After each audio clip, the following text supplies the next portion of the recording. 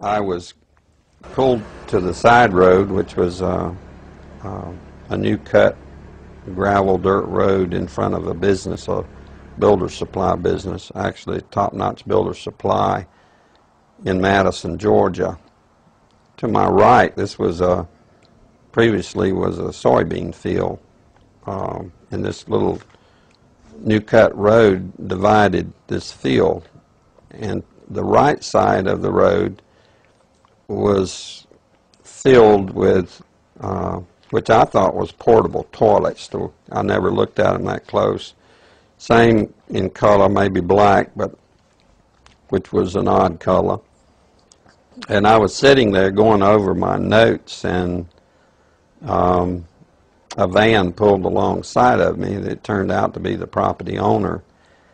And he greeted me, and he was by himself, and so we had a good little dialogue there, and I asked him about the field of black boxes. What were they? Because I'd never seen anything like that, and his statement was that if he told me, I would be one of few people in Madison, Georgia that knew about them. And he says they're disposable coffins, I believe he told me. And he says there's 100, at that time, he said there was 125,000 there. And they were stacked, he told me, 15 high.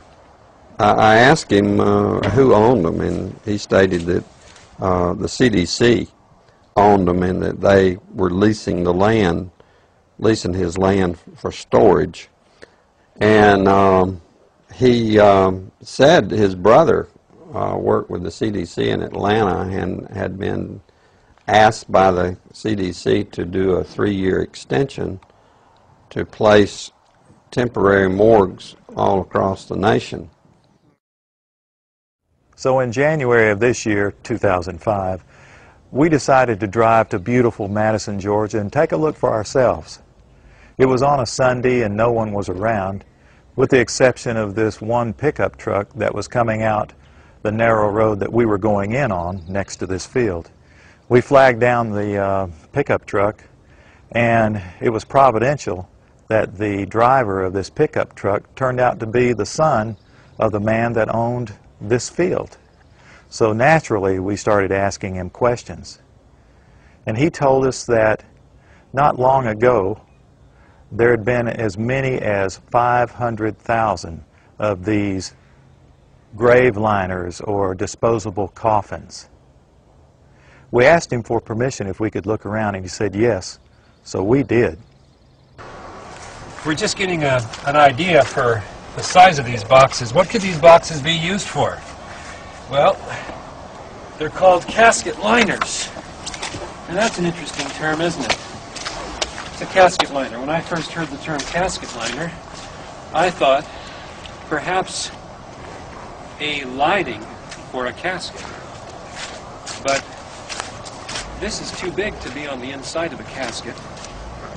So certainly this could be used as a casket. This is an inexpensive casket. And you can see the size here. There's lots of room. I think my friends here, we could all probably get inside, and it might be a little cozy, but we'd fit just fine. Which tells me that these liners can be used for more than just one. And one more time, what kind of liners are these? Casket liners. These are casket liners. That's what the man said. That's what the man told us. And we're told that there are about, well, there were about 500,000 out here. Later, as I went back to my home office, I spoke of it there, and of course people usually don't want to hear too much about this kind of thing. So it's never been mentioned, publicly, except just here and there, till I went to a luncheon, a fundraiser for Representative Saxby Chambliss. He was running for his second term for the U.S. House of Representatives. And it was a crowd, probably 100, maybe 150. It was congressmen, senators, state senators, and mayors.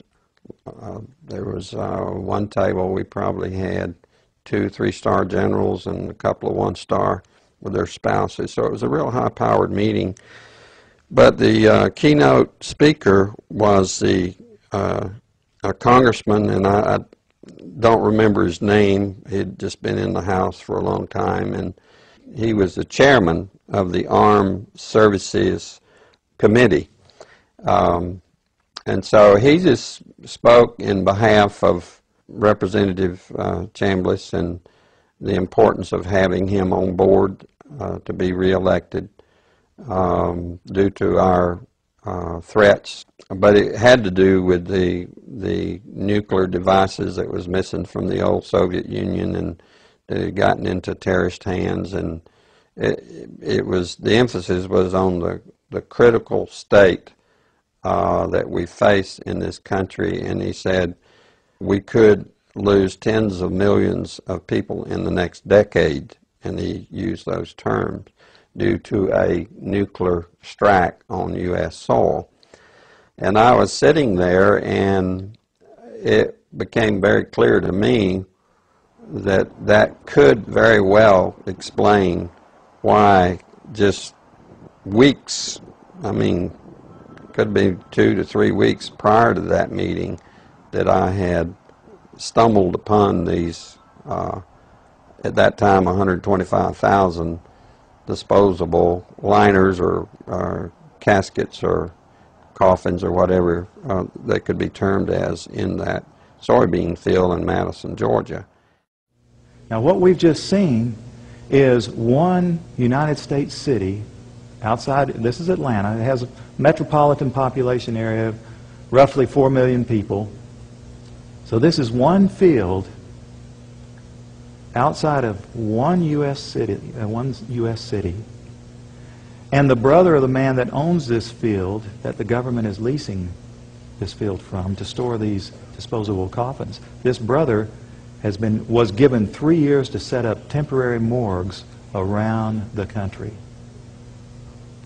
Now we found the website that we think these disposable coffins were made at, and we noticed that the lids that they're advertising on the website were rounded.